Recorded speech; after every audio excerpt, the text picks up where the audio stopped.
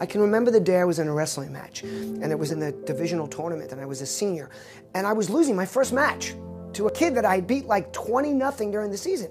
And my coach was at another mat, and he thought he didn't have to worry about me. He was at another mat where it was more important. And he comes walking in, and I'm like, Coach, I'm dying, I got nothing left. He goes, no, you got it inside you.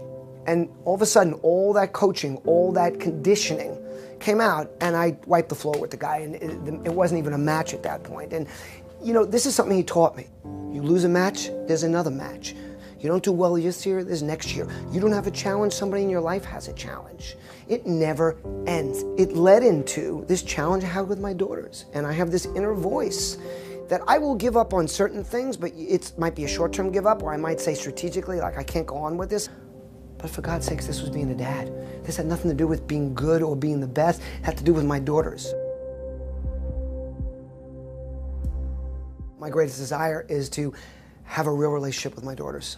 I went through a horrible time fighting to keep my daughters in my life. I had this amazing, amazing close relationship with my girls when they were young.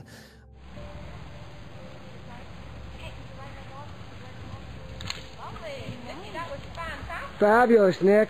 I like Daddy. I got two on my hands and little ones to be with. You guys, and if you guys want. Unfortunately, I had an ex-wife that is an alienator. And my daughters were starting to be convinced that they shouldn't be with Dad, that they had to focus on her, to the point where eventually my ex stopped letting me see my daughters. But the bottom line was, I would not give up.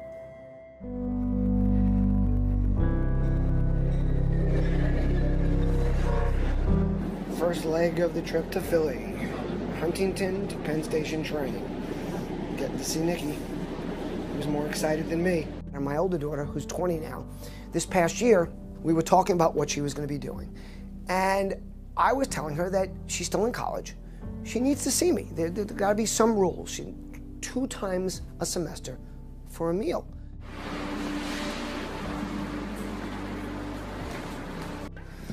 Oh God, I wish I was back in college. How cool is this? And another thing I said to her was, honey, you know, you have me blocked from text. She goes, I know. I don't want you to text me. I said, well, that's unacceptable. I promise you I won't abuse it. I promise you I won't. Well, why do I have to do that? I said, because there's going to come a time where you need me in an emergency, or I need you. And she says, well, you're the last person in the world I'd ever call. And I looked at her and I smiled. And I said, that's okay. Because after you call your mom and your stepdad and your grandparents and anybody else in your life, and they all tell you it's too hard, it's too far, it's too late, it's too much, you're going to call me. I'm going to say, where do I have to be and what do you need? At Penn, waiting for my beloved Nikki to come out. That's so not even okay. Look at what Harris said.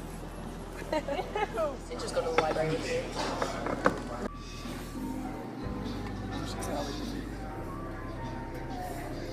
Amazing couple of hours with Nikki. I'm a little overwhelmed right now. Just happy, really, I am. It taught me a lot about life. It taught me about marketing. It taught me about how to deal with someone that doesn't want you in their life.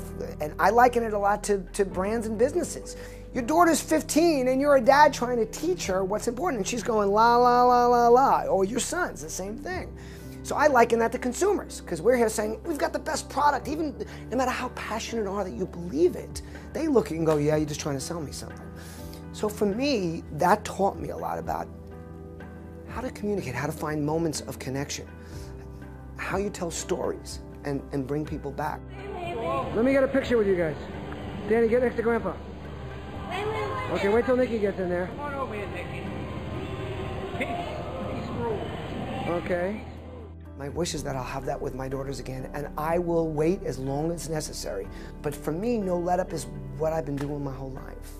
You know, it's one thing after another. It's a new business. It's when one thing ends, another thing starts. And most importantly, it's about my daughters. This Dad Won't Quit is the ultimate in no let up. No matter what happens, no matter how hard or long the road is, I will hold out hope that one day they will see the light, or they will realize how much I love them. And guess what? Even if they don't, I'm still going to have that love in my heart. I don't need it returned to have it here.